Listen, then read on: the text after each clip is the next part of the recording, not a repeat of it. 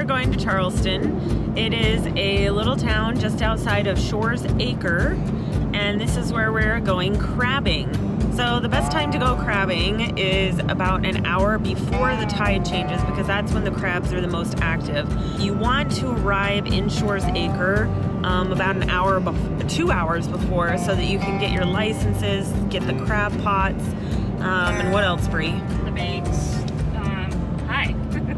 You want your bait, and there's different ideas on what the best bait is. Some people swear by chicken legs and pieces of chicken. Other people swear by like pieces of octopus and pieces of fish. So, I don't know. The pieces of fish worked really well for us last time we were here. The chicken, not so much. So I think we're gonna try the pieces of fish again. There you have it from the master. See? To me you are, because I never done this before.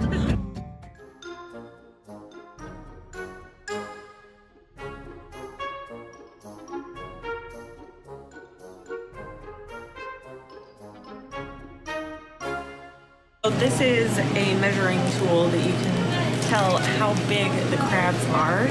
So if it's smaller than this, then you can't keep it. Oh, those are heavier than I thought. What is this for? It's your bait hook. Oh. That's where you're going to hook your bait. Oh, okay. Do you hook it on the bottom? You put it on the inside. I tell everybody to put it underneath. Oh, okay. It lasts longer. Otherwise, the sea lions that come in and go this. There's sea lions that'll come and steal some? Big ones. Thanks, Bernie. You guys have a good one. Good luck. Thank you. It's like a dream catcher. I'm seriously so excited. I'm sorry. Joey's excited too. Here we go. Crabbing in Oregon for Dungeness crab. So apparently there are different species that I would recommend just kind of reading through this. We already showed you this measuring tool. You want to do 5 3/4 inches is what you're looking at. So the females, looks like they have the big wide bottoms like a gorilla butt, but on a crab. And then the males have the smaller ones. Looks like males, you know.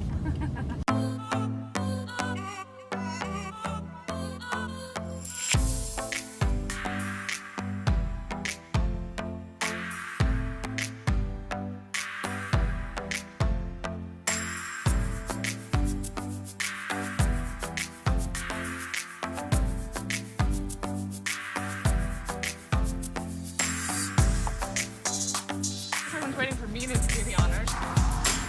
You look like you're on Deadliest Catch right now. Minus the sunglasses. Feel like it. What are you doing? Gonna chop apart our lovely bait. I hope that last time we've seen the seagulls come and steal bait and crabs. It's a big kill. So you want to take the bait and actually put it on the bottom side of your cage. So there's luckily a hole in this one already. They're struggling with theirs. But you just thread it through and hook it on, and then you're ready to go. Like the arm workout of the day.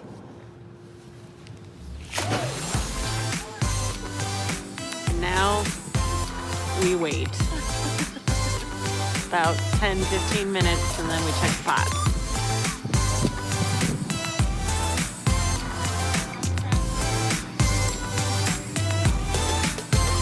I feel like I'm on the set of Deadliest Catch.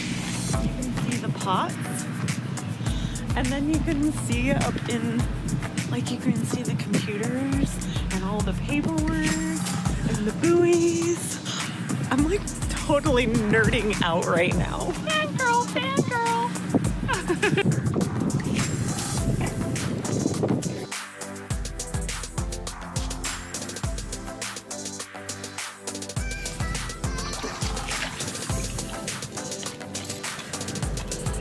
That one's a girl. See, that's how you can tell it's a girl. Is their bottoms are big. Hi, red rock cat. That one's a Dungeness.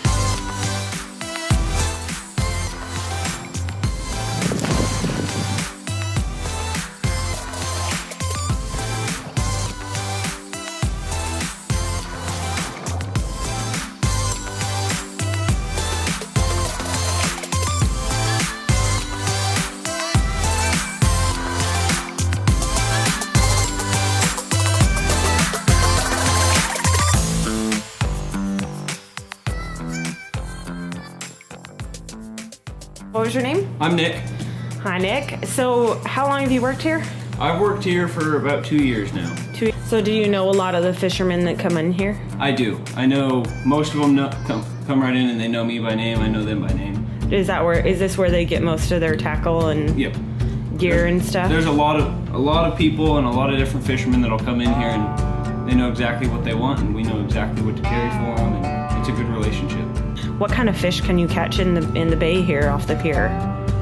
Off the pier, crabbing's very popular year-round. Right at the end of our parking lot, we've got clamming year-round. Seasonal, we've got salmon, we've got rockfish, we've got, in rockfish, there's a lot of different species of fish. There's lingcod, black bass, coppers. There's a wide variety of fish that people fish for year-round. Okay. What time of year is the best time to come for crabbing? For crabbing, Because I know you have to have them a certain size. yeah, but... crabbing, you can do it year-round. There's certain times of the year where they'll have a harder shell.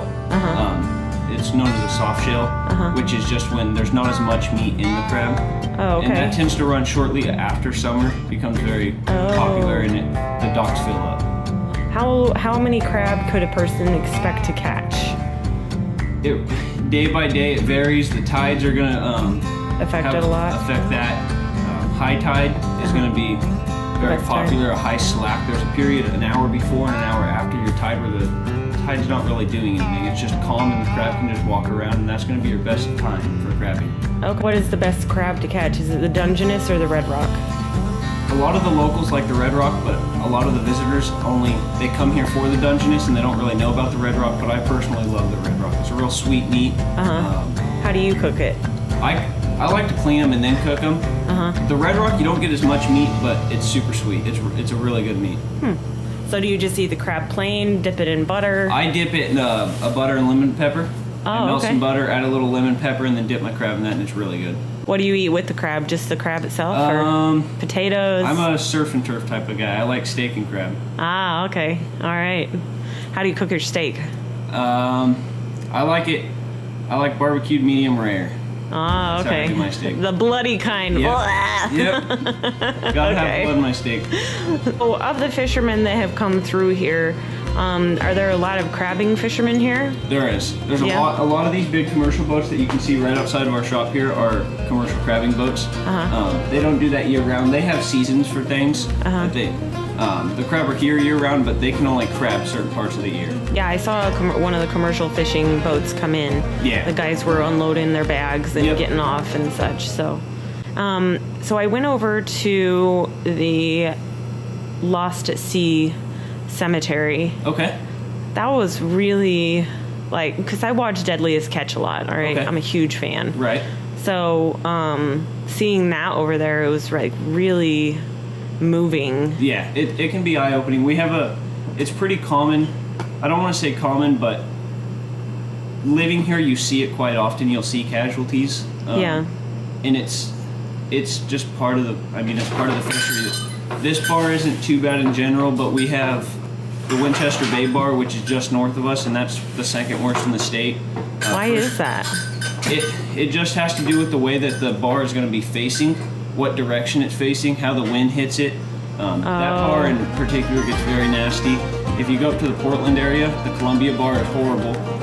That's the #1 dangerous bar in the state of Oregon. So is it, when you say bar, is that just like the landmass coming out? That's where the ocean meets the river. That line of rocks where you have to cross, that's the most dangerous part. Okay. Once you get past that and you're in the ocean, it can still be dangerous depending on what your swell and wind wave and wind direction is. But crossing, that's going to be the most dangerous part. If you're out in the ocean and it gets nasty, you're not going to try to come in if it's too late. You're better off staying out there than trying to cross a bar on a bad tide. I love it here. Salmon fishing's my favorite thing. Where do you go salmon fishing? I salmon fish in the rivers mostly. There's a big ocean fishery here, but I mainly do it in the rivers. Once they come in, that's my thing. What kind of bait do you use? We use something called a cut plug herring, and pretty much what it is it's a herring. You cut the head off at a right angle where it spins, and that flash is what attracts the fish. Ah, okay. And that's how we do it here for salmon. And you have some of that here? Yep. Perfect. So if somebody were to come in and want to do some salmon fishing, you could direct them to where to go, right? Are there good places around here? That is exactly what we do. Okay. It's base and tackle where we set you up for adventure and give you direction to get there, and that's exactly what we do. We have people coming in every day wanting to go salmon fishing that have never done it.